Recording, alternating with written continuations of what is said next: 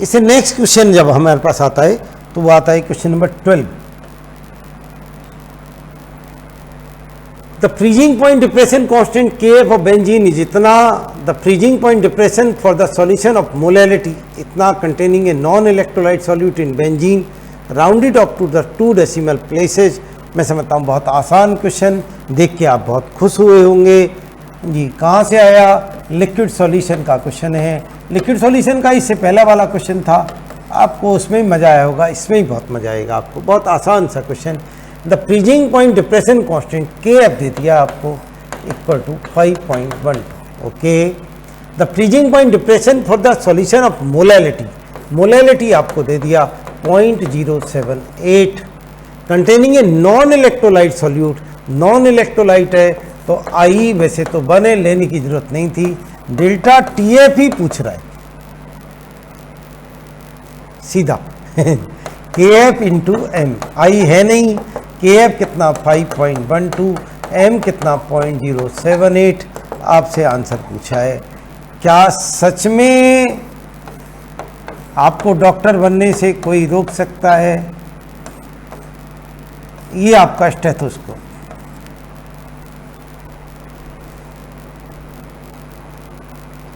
सच में कोई रोक सकता है आपको? मुझे नहीं लगता कोई रोकेगा आपको। जीत आपकी होगी दोस्तों।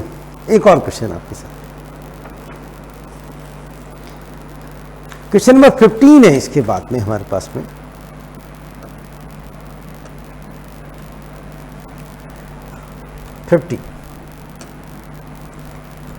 Find out the solubility of NiOH whole twice in 0.1 molar NaOH। Ionic product दे रखा है, आयनिक प्रोडक्ट और सॉल्युबिलिटी प्रोडक्ट को एक ही मान के चलते हैं। तो Ksp दे दिया है आपको 2 × 10⁻⁻15। बहुत सारे लोगों को Ksp से डर लगता है, Ksp साहब सॉल्युबिलिटी का क्वेश्चन है, लेकिन पता है उसका डर का कारण क्या है? कि जब हम पढ़ रहे होते हैं ना तो आयनिक इक्विलिब्रियम जब स्टार्ट होता है तो पहले केमिकल इक्विलिब्रियम आता है, फिर pH आता है, फिर मिक्सिंग हो जाती है, फिर buffer, solubility, salt hydrolysis, titration, तब जाके बाद में सॉल्युबिलिटी प्रोडक्ट आता है। तब तक तो पिक्चर का एंड हो चुका होता है। तो एक्चुअली ये दुनिया का सबसे आसान टॉपिक होता है, इसको पढ़ना दुनिया में बहुत आसान होता है। किसी दिन सॉल्युबिलिटी प्रोडक्ट पे एक टॉपिक आपको पढ़ाएंगे। अभी तो बहुत आसान सा क्वेश्चन है। Ksp आपको दे रखा है, सॉल्युबिलिटी ऑफ निकेल हाइड्रोक्साइड पूछा है उसने 0.1 मोलर NaOH में। तो देखिए आपको क्या करना है, आपको क्या करना है, Ksp इक्वल टू क्या कंपाउंड है? Nickel hydroxide. तो आप निकेल आयन कंसंट्रेशन लिख लीजिए, उस पर कुछ नहीं क्योंकि निकेल बनी है, और OH आयन कंसंट्रेशन का स्क्वायर। ये गलती से मुझ पे यहाँ पे एक डॉट लग गया है,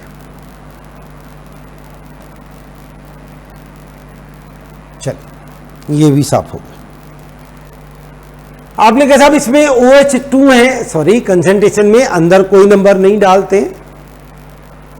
अब जो कॉमन है, कॉमन कौन है? NaOH से आया OH कॉमन, कितना 0.1, उसे यहां रख दीजिए।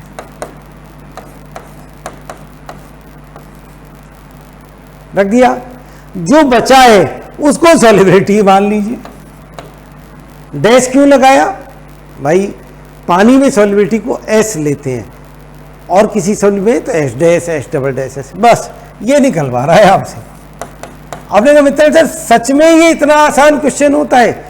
वीडियो को पॉज कीजिए, पहुंचिए, सॉल्युबिलिटी वाले क्वेश्चन ढूंढ डालिए, करिए, दिक्कत आए मुझे बताइए, जरूर हो जाएंगे। और फिर अभी तो पार्टी शुरू हुई है, ऐसे बहुत सारे पेपर आपके साथ करेंगे, धीरे धीरे सारे आएंगे, सॉल्युबिलिटी इन बफर को जो भी आप करना चाहिए बस सॉल्व हो जाएगा, कहीं कोई दिक्कत नहीं। देखिए कितना आसान। आगे बढ़ते हैं दोस्तों। अब जो एक क्वेश्चन आता है आपका वो आएगा जैसे question number 19।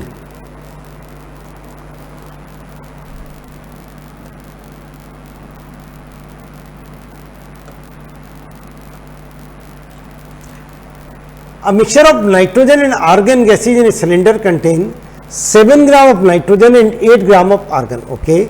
Total pressure of the mixture in the cylinder is 27 bar. Partial pressure of nitrogen पूछ रहा है। आप चाहें तो वैसे हवा में भी कर सकते हैं इस क्वेश्चन को बिना सॉल्व करे। वही कहना चाह रहा है कि साहब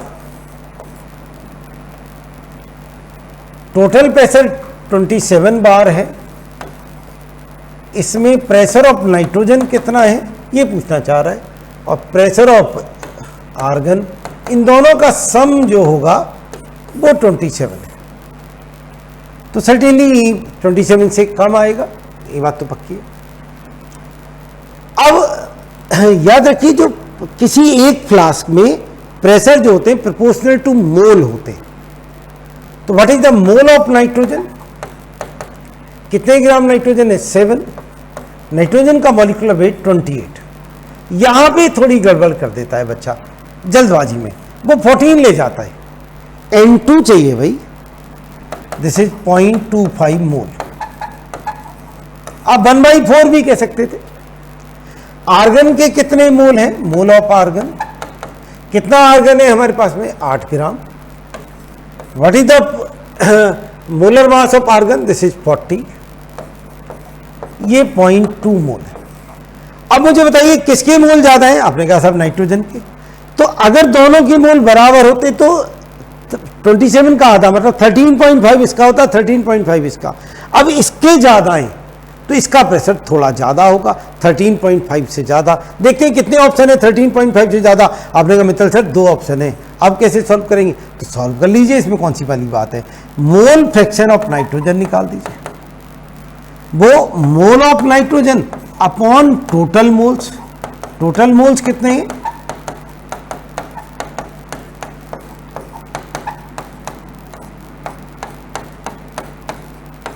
फाइव बाई 9 आ गया मोल फ्रैक्शन। बस प्रेशर ऑफ नाइट्रोजन जो आ गया, मोल फ्रैक्शन ऑफ नाइट्रोजन जो आया, multiplied by total pressure, that is 5/9 into 27, 15 बार। एक बार चेक कर लेना चाहिए कि वो नाइट्रोजन का ही पूछ रहा था ना, ऐसा तो नहीं हमने आर्गन का निकाल दिया हो या आर्गन का पूछ रहा हो हमने नाइट्रोजन का निकाल दिया। मुश्किल नहीं था, मैं नहीं समझता 1 मिनट से ज़्यादा इस क्वेश्चन में लगेगा, कहीं बहुत ज़्यादा कैलकुलेशंस नहीं थी। और अगला क्वेश्चन देखते हैं, and this is question number 21।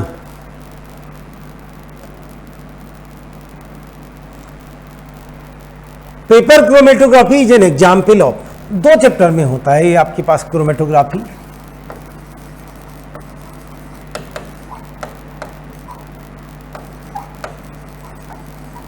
आपके सिलेबस में 2 चैप्टर में, एक जो आपने ऑर्गेनिक केमिस्ट्री बेसिक पढ़ी होती है, ऑर्गेनिक जनरल ऑर्गेनिक जो होती है क्लास 11th में, और एक आपके पास में है ये सरफेस केमिस्ट्री,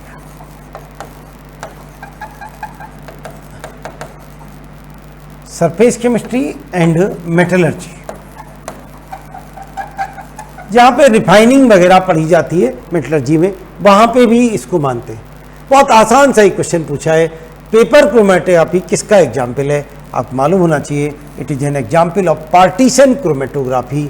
जी, पेपर जो क्रोमेटोग्राफी होती है बेसिकली 2 में डिवाइड करते हैं उसे। एक तो होती है कौन सी? पार्टीशन क्रोमेटोग्राफी, और दूसरी कौन सी होती है? जी, वीडियो को रोकिए, क्रोमेटोग्राफी पे पहुंचिए। एनसीईआरटी में जब ऑर्गेनिक केमिस्ट्री का फर्स्ट पार्ट है, मैंने एक वीडियो क्लिप भी आपके साथ शेयर की होगी क्रोमेटोग्राफी पे, फर्स्ट पार्ट जो है हमारे पास में उस पे चाहिए, और उसमें देखिए क्रोमेटोग्राफी। तो आपको मालूम पड़ेगा कि क्रोमेटोग्राफी होती क्या है। मुश्किल से 15 मिनट लगेंगे आपको तैयार करने में। 2 तरह की क्रोमेटोग्राफी, एडजॉर्प्शन, पार्टीशन, उसमें थिन लेयर कॉलम क्रोमेटोग्राफी, इसमें पेपर क्रोमेटोग्राफी। फिर आपको मालूम पड़ेगा ये किस बेस पे चलते हैं, कैसे क्वेश्चन आए हुए। मैंने एक वीडियो भी शेयर की थी, लेकिन उस वीडियो के चक्कर में ना पढ़ के आप वीडियो को पॉज कीजिए, फौरन से पहुंचिए, क्लास 11th की एनसीईआरटी उठाइए, ऑर्गेनिक केमिस्ट्री वाला पहला चैप्टर, उसमें क्रोमेटोग्राफी को डिवाइड करके आगे बढ़े। तो बहुत आसान सा क्वेश्चन था, क्रोमेटोग्राफी किस तरह की होती है ये पूछ लिया उसने। मजे की बात तो ये है कि एडजॉर्प्शन पार्टीशन 2 तरह की क्रोमेटोग्राफी होती है। ये दोनों तो एडजॉर्प्शन क्रोमेटोग्राफी के टाइप है। तो क्वेश्चन में समझता हूँ 0 लेवल का क्वेश्चन था।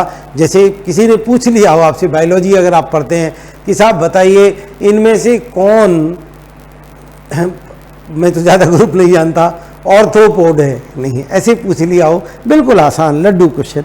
आगे बढ़ते।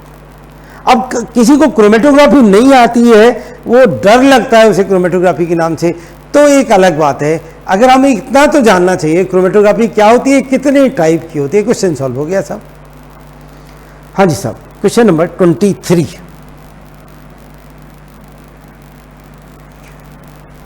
The rate constant for the first order reaction is इतना, the time required for the reaction reduce 2 gram of the reactant to 0.2 gram। कहां से आया क्वेश्चन? आप जानते हैं केमिकल काइनेटिक्स का क्वेश्चन है। क्या लेवल है क्वेश्चन का? मेरे हिसाब से 0 लेवल का क्वेश्चन है। अगर वो एक बार को क्या करता, the rate constant of A reaction यहां से फर्स्ट ऑर्डर हटा देता और देता, जैसा उसने पहले कभी दे रखा है, तो हम इस यूनिट के बेस पे ये डिसाइड करते कि ये एक फर्स्ट ऑर्डर है, तो थोड़ा अच्छा क्वेश्चन हो जाता। The time required to reduce 2 gram to 0.2 gram, ये आपसे पूछ रहा है। वो आपसे के आपको दे रखा है, के इक्वल टू फर्स्ट ऑर्डर का formula 2.303 upon T log A0/AT। कितना आसान। टी हमसे पूछ रहा है 2.303 अपॉन के देखिए किसके, देखिए कितना भला आदमी है। के आप देखिए 2.303 का डिविजिबल बनाया उसने। Log what is A0? 2 gram, initial 2 gram, final कितना 0.2 ग्राम। लॉग 10 1 होता है, ये ऊपर पहुंच गया 1/2 into 1000, this is 500 second. 0 level का क्वेश्चन। कहीं क्वेश्चन में बस अगर कहीं कुछ है तो डर है। मैं समझता हूं आपका कॉन्फिडेंस बढ़ना चाहिए, हर हाल में हम होंगे कामयाब। Question number 26।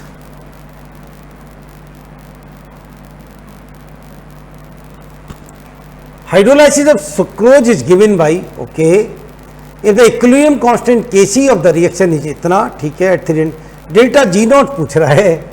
देखिए कोई अगर आप अपनी मम्मी को, पापा को या किसी को दिखाएं कि देखिए ये इस क्वालिटी का क्वेश्चन है, Kc हमें दे रखा है, कितना Kc दिया है हमें 2 × 10⁻30 और डेल्टा G0 पूछ रहा है -2.303, सॉरी, हाँ जी, RT लॉग Kc, ये हमें फॉर्मूला लगा।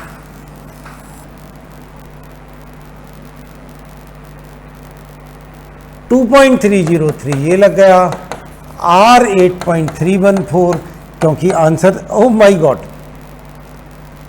उसने ऑप्शन को सॉल्व नहीं किया है, ln में काम करा है, तो हम ये वाला फॉर्मूला ना लगा के ln में लगा दें, माइनस, इसे हटा दीजिए, RT ln Kc, केवल वैल्यू पुट करा रहा है, माइनस R बोलो 8.314, टेम्परेचर 300, ln Kc बोलो दिस इज 2 × 10⁻30, बस इतनी बात चाहता है।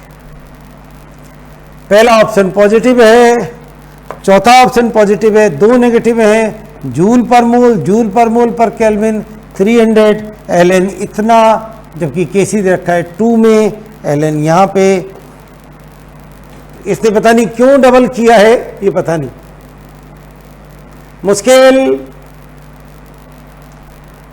मैं नहीं समझता किस पर्पस से उसने इस क्वेश्चन को बनाया। बिल्कुल केवल एक एंथुआज्म चाहिए अंदर से, मुझे सेलेक्ट होना है, क्वेश्चन सॉल्व। हाँ जी साहब, नेक्स्ट क्वेश्चन हमारे पास में आता है, क्वेश्चन नंबर 28।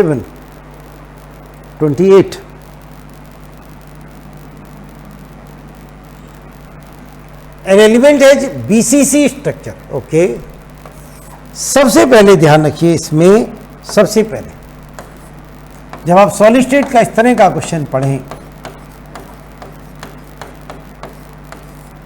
उसने कहा एन एलिमेंट,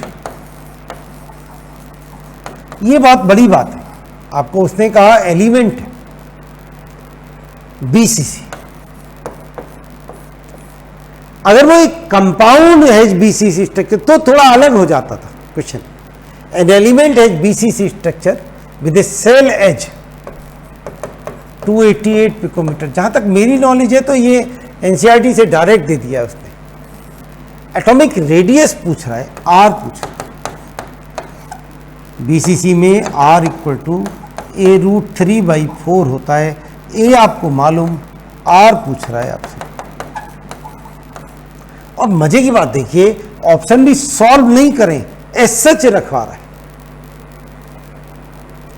कहीं कोई दिक्कत नहीं। 3 ही तो क्यूब आपके सिलेबस में, एलिमेंटल में, simple cubic R equal to a/2, BCC R equal to a√3/4, FCC R equal to a√2/4। झगड़ा कहाँ है, नुकसान किसको, कब, समस्या क्या है? जब हम बेड पे लेट कर क्लिक को देख रहे हैं, जब हम पेन चला रहे हैं, आपने कहा रुक गया, थोड़ा कंफ्यूजन है, वीडियो को रोका आपने लेके। 3 तो मैं तो पूरा टेबल बनाता हूं, मैं नहीं कि आप एनसीईआरटी से देख लीजिए, कहीं से भी देख लीजिए। एक और क्वेश्चन आपके लिए, क्वेश्चन नंबर 30।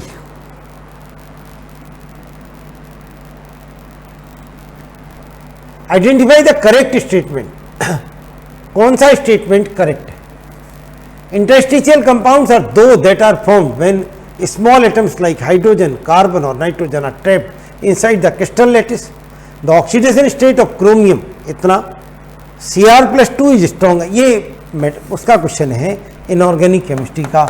गलती से हमने यहाँ खोल दिया है, अब खोल दिया है तो सॉल्व कर देते हैं। Interstitial compounds are those that are formed when small atoms like carbon, hydrogen, nitrogen are trapped inside the crystal lattice of the metal. Identify the correct statement. It is correct or incorrect? My God, ये printing mistake है. This should be incorrect.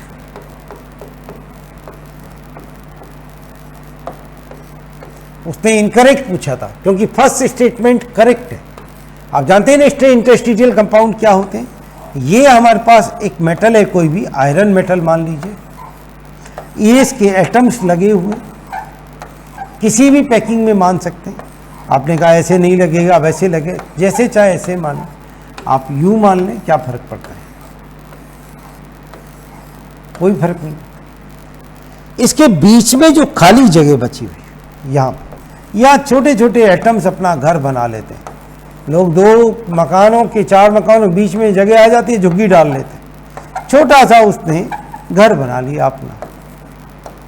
These are called as interstitial compound. कितना आसान। अगर आप DNA block element देखेंगे तो आपको interstitial compound पे 5 प्रॉपर्टीज मिलेंगी, 1 2 3 4 5। नीट का 2013 का पेपर देखिए, उसने उसमें से 4 पूछा कौन इनकरेक्ट है, एक को थोड़ा चेंज कर दिया। The oxidation state of chromium in CrO4-2 and Cr2O7-2 are not same. कितना आसान क्वेश्चन। क्रोमियम +6 है, यहां भी क्रोमियम +6 है, not the same, that is why this is the answer because it is incorrect. बाकी भी आप एक बार चेक कर लेना, जब इनऑर्गेनिक के लेंगे तब भी इस क्वेश्चन को लेंगे। और याद रखें ये करेक्ट गलती से लिखा हुआ है, it should be incorrect. Next question देखते हैं, बाई मिस्टेक मैंने इनऑर्गेनिक ले लिया। Question number 30। नेक्स्ट क्वेश्चन देखिए 32, थर्मोडायनेमिक्स का क्वेश्चन है। तो थर्मोडायनेमिक्स में जब आप काम करते हैं, उसने कहा था correct option for the expansion of ideal gas, free expansion. दोस्तों जब फ्री एक्सपेंशन होता है तो वैक्यूम में एक्सपेंशन होता है। Free expansion, expansion in vacuum. कभी भी गैस जब एक्सपेंड करती है तो किसी प्रेशर के अगेंस्ट एक्सपेंड करती है। जैसे मैं आगे बढ़ना चाहूं, मुझे कोई प्रेशराइज कर रहा हो, आपने कहा कौन प्रेशराइज? एयर कर रही है भाई, एयर हर जगह। अब कभी बहुत तेज हवा चल रही होती है तो हमारा मूव करना मुश्किल हो जाता है, समझते ना? तो कोई भी गैस मूव कर रही है तो किस प्रेशर के अगेंस्ट कर रही है, और प्रेशर ही नहीं है तो उसे फ्री एक्सपेंशन कहा जाता है। और उसमें वर्क डन 0 होता है, सब जानते हैं, क्योंकि work -P external delta V होता है। और जब P एक्सटर्नल 0 है क्योंकि फ्री एक्सपेंशन है, तो वर्क डन 0 होगा। और मजे की बात देखिए, एडियाबैटिक कंडीशन है। एडियाबैटिक तो देखते ही बच्चा समझ जाता है, एडियाबैटिक का एक ही मतलब होता है Q = 0। आप आपस में खेल सकते हैं, ऐसे चिड़िया उड़ मैना उड़ ऐसे खेलते हैं ना, adiabatic Q0, free expansion work 0, W 0, ऐसे करके आपस में एक दूसरे से खेल सकते हैं। बिल्कुल आसान सा टॉपिक हो जाता है। अब आपको ये चेक करना है कहाँ W0 Q0 दोनों दिखाई दे रहे हैं, तो Q0 W0 कहाँ है भाई? और सर्टेनली ये रहा भाई, नहीं। अब Q0 वाले ही 2 ही ऑप्शन है साहब, उसमें भी देखना बहुत आसान है। तो अगले क्वेश्चन की तरफ चलेंगे। On electrolysis of dilute acid, दोस्तों याद रखिए डाइल्यूट एसिड बहुत बार मिलता है क्वेश्चन, या डाइल्यूट बेस, कोई भी डाइल्यूट हो, कोई भी एनी, वो आपसे बोले एनी कोई भी H2SO4 HCl डाइल्यूट एसिड या डाइल्यूट बेस, हमेशा product of electrolysis hydrogen and oxygen होते हैं, हमेशा, ऑलवेज। मैं समझता हूँ इससे आसान, ऑन इलेक्ट्रोलाइसिस डाइल्यूट H2SO4 कहाँ पूछा है? एनोड पे। इतना तो जानते हैं ना, एनोड नेगेटिव होता है तो उस पर हाइड्रोजन गैस निकलेगी, कैथोड पॉजिटिव तो H, समझते हैं ना इस बात को जी। एनोड पे माइनस पे प्लस जाएगा तो हाइड्रोजन गैस निकलेगी। भाई एचाइन प्लस कहाँ जाता है? ये कैथोड पे। कैथोड कैसा होता है? नेगेटिव। तो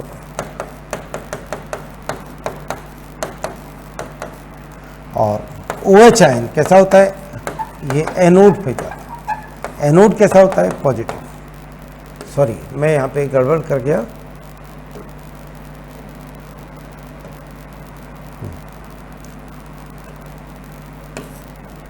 एनोड पे, एनोड पॉजिटिव होता है और उस पर OH आयन जाएगा। नेक्स्ट क्वेश्चन हमारे पास में, दिस इज क्वेश्चन नंबर 39।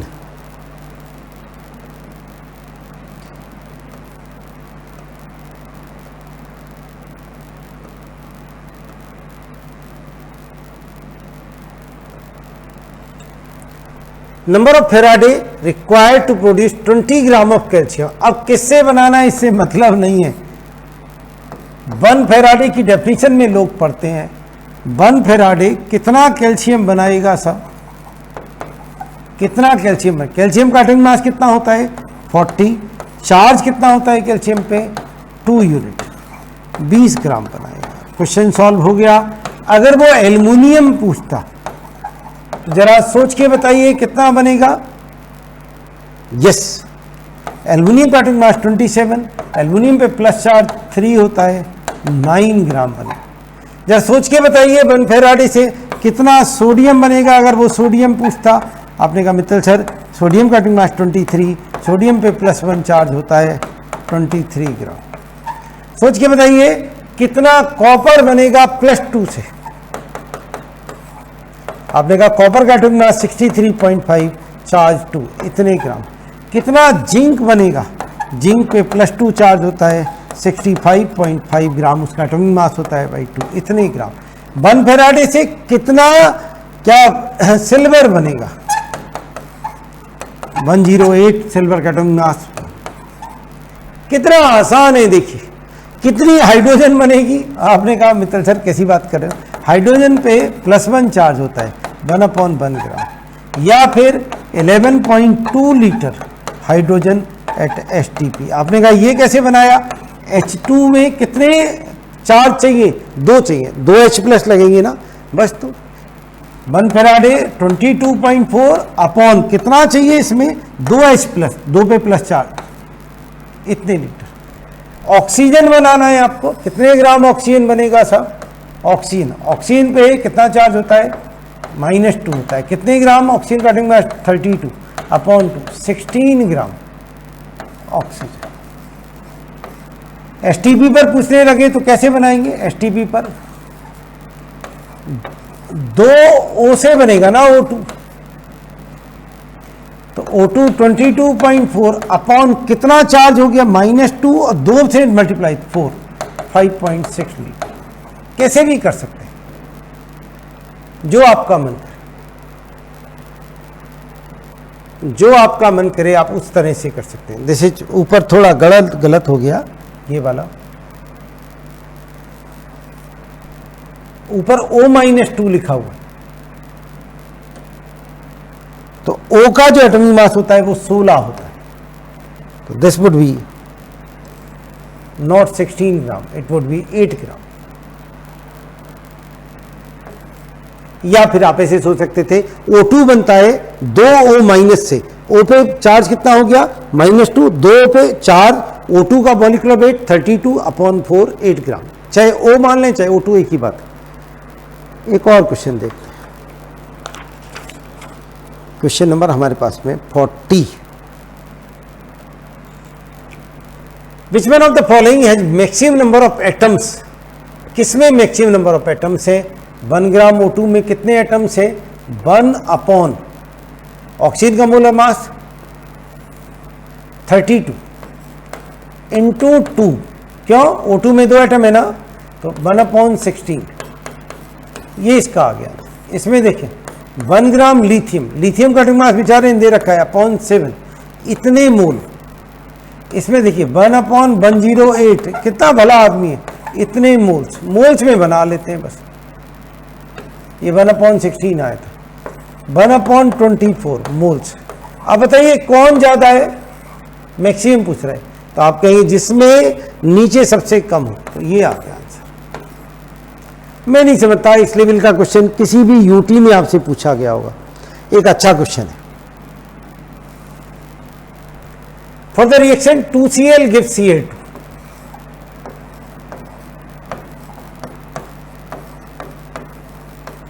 आपसे पूछा है द करेक्ट ऑप्शन इज। भाई बॉन्ड बनने हैं, बॉन्ड बनना हमेशा एक्सोथर्मिक होता है। बॉन्ड बने, फोर्स ऑफ अट्रैक्शन बना, आओ हाथ मिलाएं, हीट निकलेगी, आओ लड़ें, हीट रिक्वायर होगी। जब फोर्स ऑफ अट्रैक्शन बनेंगे एनर्जी रिलीज होगी। आपके पास में कोई आ रहा हो, आपने कहा भाई ज्यादा पास मत आए, एनर्जी रिलीज हो रही, बॉन्ड एनर्जी रिलीज हो। 2 Cl ने मिलकर Cl2 बनाया, एक्सोथर्मी। ऐसे सोचिए केमिस्ट्री, और सोचिए 2 चीजें मिलकर एक हो गई, एंट्रोपी घटेगी साहब।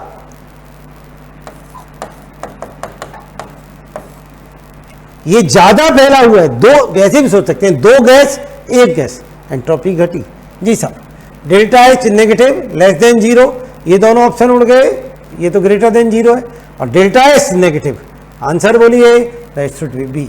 मैं समझता हूं आसान बढ़िया लड्डू क्वेश्चन था, आपको आना चाहिए, और इस पे पहले भी आया हुआ है। वीडियो को पॉज कीजिए, ऐसे क्वेश्चन ढूंढिए।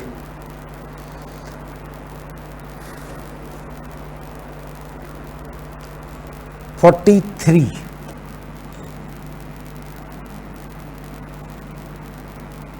This measuring zeta potential is using, कहां से आया?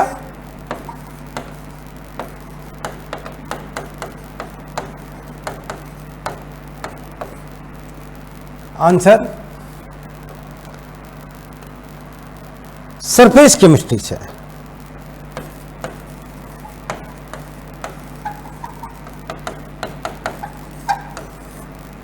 क्या होता है जीटा पोटेंशियल?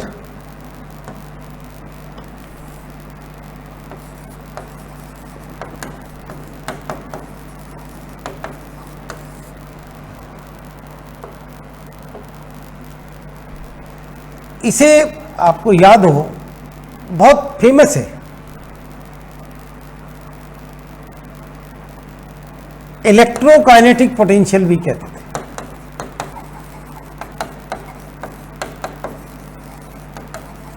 गिब्स हेल्महोल्ट्ज ने दिया था कि ये कोलाइडल पार्टिकल है।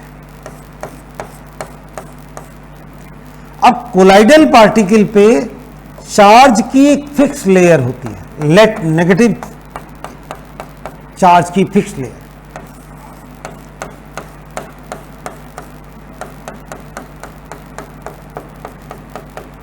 This is the stationary that is fixed layer of charge, जो इस पे एडजॉर्ब्ड है, चिपकी हुई। ये डीबी पार्टिकल्स है, और जो डीएम पार्टिकल है, डिस्पर्सन मीडियम है,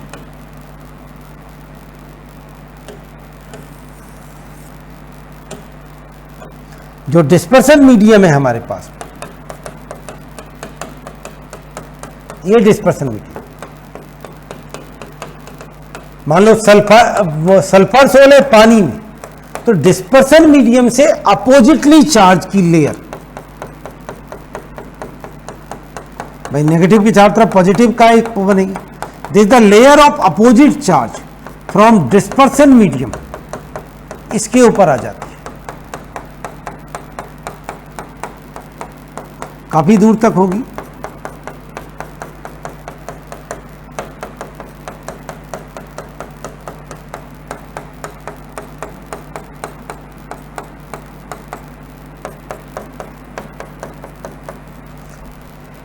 तो एक तो फिक्स लेयर ऑफ चार्ज बनी है हमारे पास में, this is the fix layer of charge,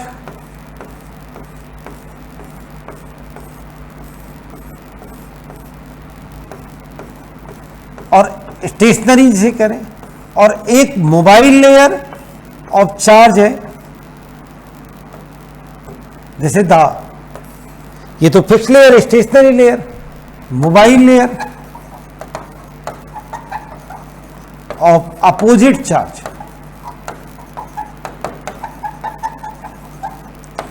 of stationary of dispersion medium,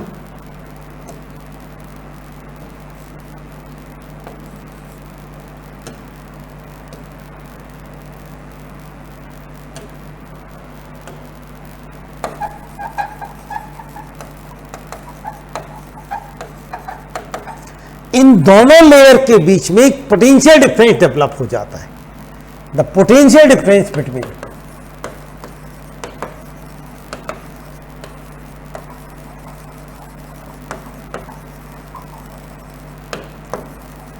to charge layers,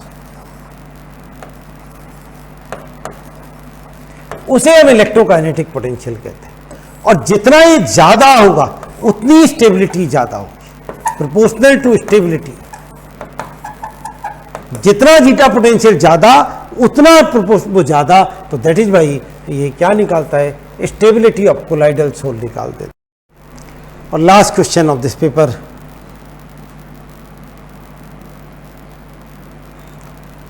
the following metal ion, what is the change in oxidation number of carbon in the following reaction. कहाँ से आया question, redox का question मान के चलिए, oxidation state में change पूछ रहा है। CH4 में कार्बन की ऑक्सीडेशन स्टेट कितनी है, बड़ा बढ़िया क्वेश्चन है साहब। क्या मान के चलेंगे ऑक्सीडेशन स्टेट, हाइड्रोजन को माइनस मान के चलेंगे, प्लस प्लस मानेंगे साहब। तो कार्बन की ऑक्सीजन स्टेट CH4 में -4 है, हाइड्रोजन की +4, और CCl4 में क्लोरीन की -1 होती है तो कार्बन की +4, तो दिस इज -4 to +4 ऐसे करते हैं। आपको बहुत बार इथेन है तो एक कार्बन कितने हाइड्रोजन से जुड़ा हुआ है, 3 से जुड़ा, तो -3। प्रोपेन है, इस कार्बन की -3, इसकी -2। आइसोब्यूटेन है, कितने हाइड्रोजन जुड़े हुए हैं इस कार्बन पे, -1। नियोब्यूटेन, नियोपेंटेन, इस कार्बन की ऑक्सीजन स्टेट 0। जितने हाइड्रोजन जुड़े होते हैं उतना आप माइनस में मान लेते हैं, नॉर्मल सब शेड्यूल है। मैं समझता हूँ बहुत आसान सा क्वेश्चन। मैं उम्मीद करता हूँ इनसे आपका कॉन्फिडेंस बढ़ रहा होगा। ऐसे ही एक प्रोग्राम में इससे नेक्स्ट क्लास में मिलेंगे। थैंक यू दोस्तों।